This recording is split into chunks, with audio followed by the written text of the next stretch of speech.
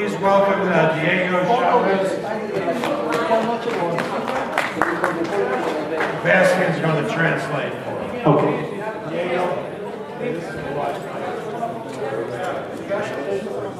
Sebastian right here.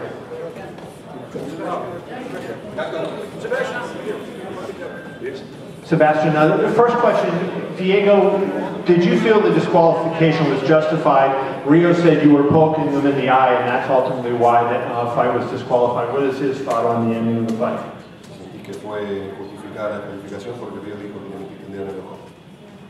La verdad que no. Fue tiro una mano, él mete la cabeza sobre mi bajo brazo acá y quedamos trabados, pero en ningún momento traté de buscar o ensuciar la pelea. Yo quiero preguntarle a ustedes el porqué de mi descalificación cuando HBO me tenía arriba en el puntaje. It was a clinch, and his head was under my arm, and I wanted to be free, and I never wanted to put anything in his face or his eyes. And what I wanted to do is to ask you what you think about the disqualification. I'm not the ref, so I'm not. Because APO... We want to know what he thinks of it, not me.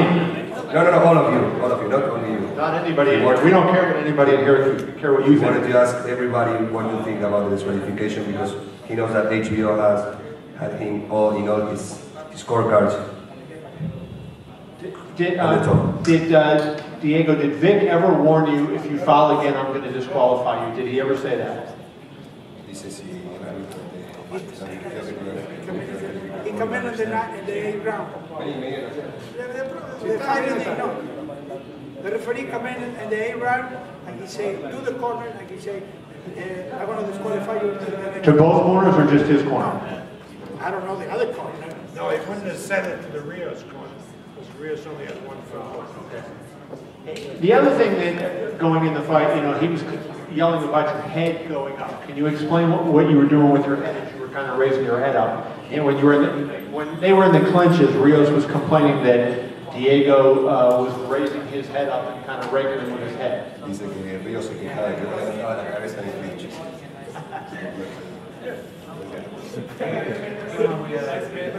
Rios hizo lo que quiso, puedo mostrar mi ceja, mi espalda, para demostrar lo que Rios hizo lo que quiso.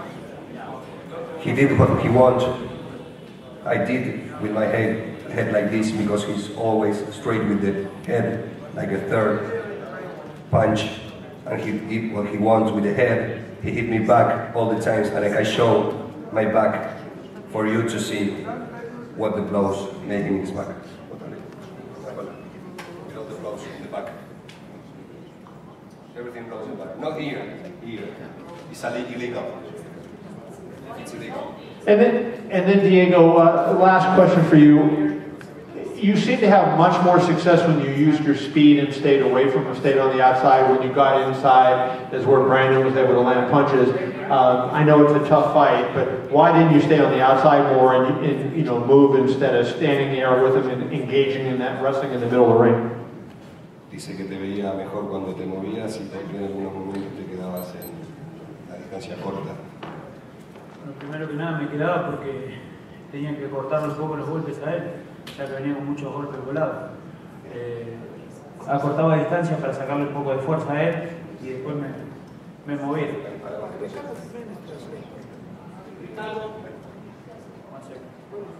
Because there are some words that I could not use. Word for English, no.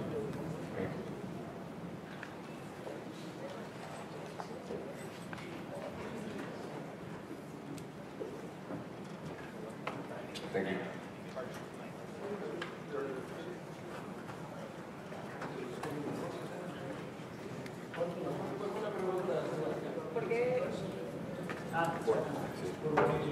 I asked about the... Okay. Necesitaba la potencia de los golpes de él y a la vez yo quería cortar los lanzados para cortar distancias para después recuperarse y volver a campo. You know, if I didn't fight him on close up, he would have an advantage. He'd be able to land some shots from a long way away by getting close to him, like smothering his shots and I felt, you know, that since I was still tired from the trip, I didn't want to give him that much advantage, so I was trying to smother him a little bit, and then be back. Ricardo, could you ask Diego, when the fight was waved off, did he assume that he was just getting another point deduction, not the final disqualification?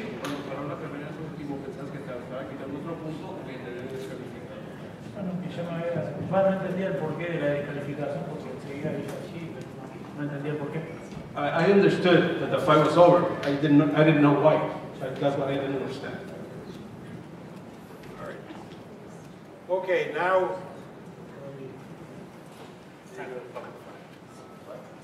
I just want to say something. In the past, when we had a lot of controversies and fights and so forth, as you know, the commission was nowhere to be seen. Now, in this situation, we have the chairman of the commission, the executive director. I want to personally thank them because obviously only they have the official explanation of what happened regarding the disqualification and so forth. So I'd like them to come to the microphone. You have a microphone there? Good. And they'll be able to explain. Go ahead. Explain? Let me just start by saying I know no fan of boxing ever wants the referee to make the determination of a fight. However, there are circumstances and points in time where the referee does have to get involved. And you may not agree with it, but you have to understand it, and I have to explain it to you. Vic, early on, tried to set a standard in that fight between these two fighters. This was not a boxing match, this was a brawl. They were there to brawl. Vic tried to get control of that fight by deducting the points. Whether or not you agree that point was appropriate, he was trying to get control. And as the fight went on, he was losing that control, and I don't think either corner had respect for the authority in that ring, and that is my concern. When he went in there to lay down the law, they were not listening, and that fight was disintegrating to a point where it could become dangerous. And it is our responsibility as the officials in that ring to take ownership of that ring, and that's what Vic did. He did comment, he did speak with the corners knew what was coming, there was notice to them, it wasn't a surprise action. However, we have the obligation again to ensure that our officials are doing the best job they can. We just left our staff meeting where we met with the judges, we met with the referees, we talked about every fight, and Vic has committed to coming in to the office, reviewing the tape with our executive director, and understanding exactly what he could have done better as an official, and how he could have had more control of that fight. But also, too, the fighters have an obligation. If the fighters aren't willing to cooperate, there has to be accountability.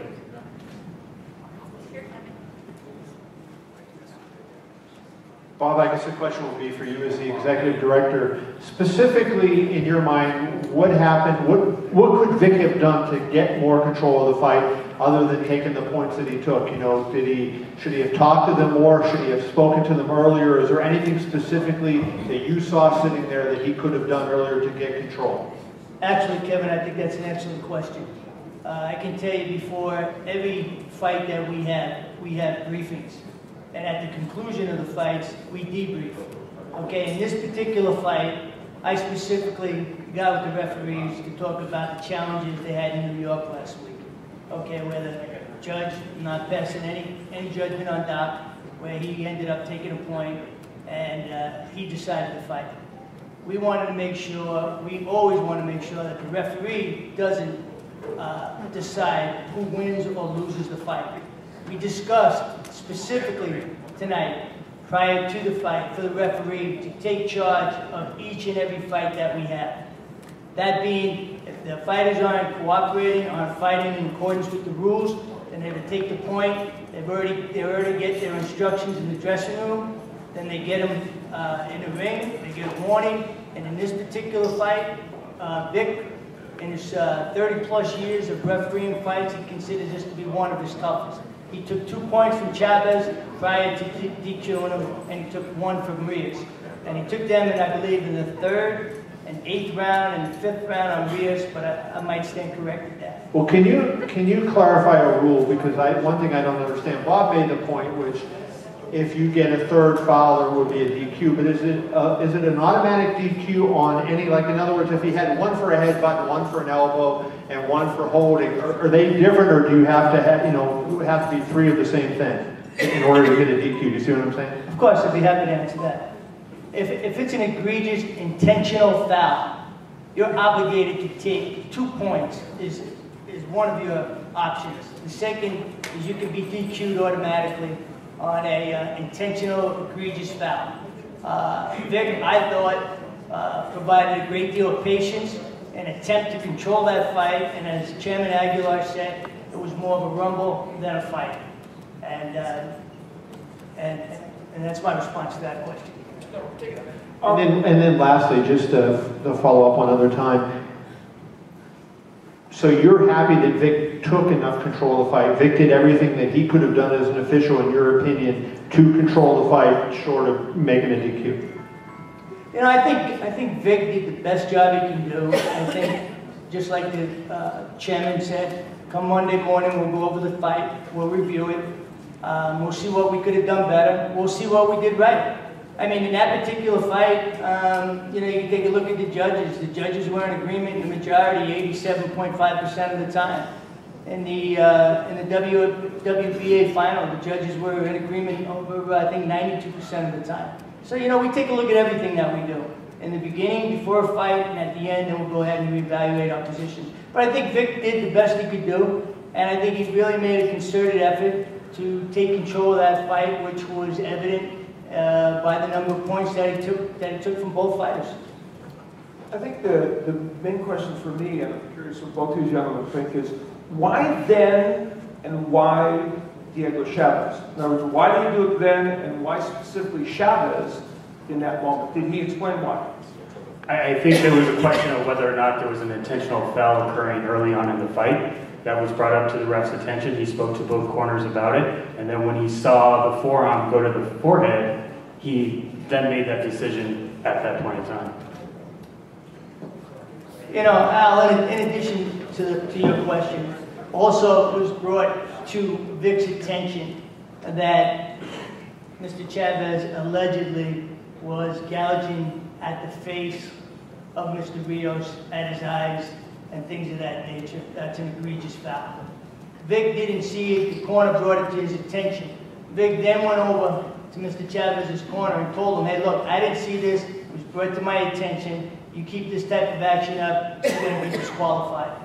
Then the round went ahead and kicked off, and as Chairman Aguilar stated, they got locked in close, and he threw an elbow to the throat or the forehead. We didn't have 16 cameras to look at it, but from our vantage point, that's what Vic saw. But Bob, to follow up on your answer then, if you're saying that he never saw the gouge to the eye, and then the first time he saw it was when he ultimately disqualified. No, he didn't say that. He said it was an elbow that he disqualified, right, but not a gouge of the eye. He was saying it was a gouge of the eye. It was not. No, he wasn't. No, what I had just stated was that it was brought to Vic's attention about the eyes from the Rios corner. Vic did not see that. He went over to the Chaves corner and explained to him that type of action is not going to be permitted. Then the bell rings and the round continues. They get close, they get clinched, and he throws the forearm according to Vic, and either Vic said it hit him in the throat or the jaw or something, and he said, all right, I've had enough. That's it, I'm disqualifying him. And Miguel,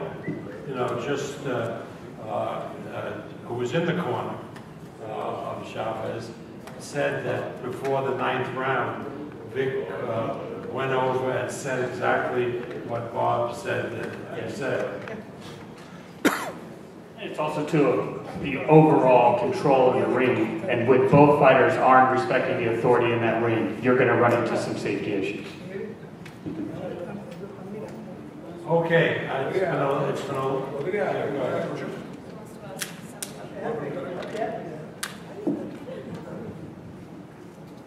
Mi nombre es Osvaldo Rivero, soy representante, apoderado y amigo de Diego Chaves.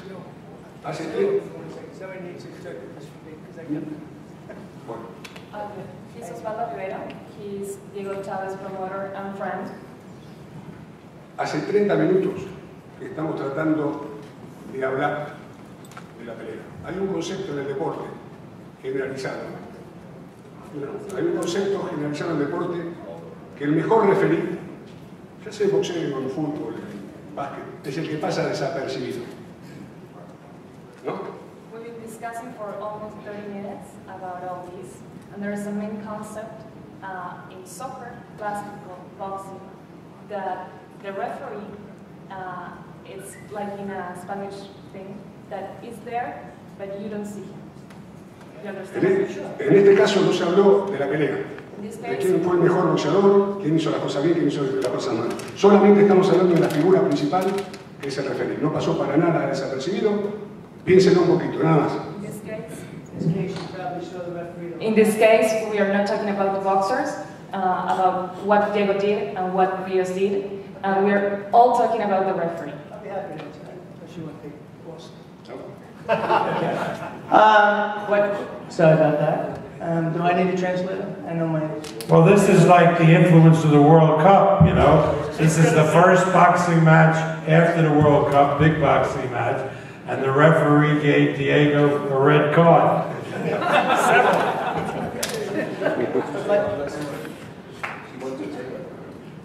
I didn't say anything about your sister. Did you say, what did I say about your sister? Oh, in response to a question. Would you like No, in response to your question, sir, depending upon the fight, you know, sometimes the referee, you don't see him because it's predicated on the actions of the fighters. You know, quite frankly, in Las Vegas, you know, ask around the country, we've got some of the best, if not the best referees in the world right here. In this particular fight, when the fighters aren't listening and following the direction of the referee, and it becomes a health and safety issue for the fighter, naturally you're going to see the referee get involved more often than you would if the fighters would adhere and listen to the referee. Therefore, unfortunately, the referee had to do his job, and he was involved in the action more often than, quite frankly, he would have liked to have been. And I say that with all due respect to you and your fighter and Thank you, the Bob. unfortunate situation. It's getting real late here. I want to thank everybody for coming. I want to thank the Cosmopolitan for being such a great host. And I want to...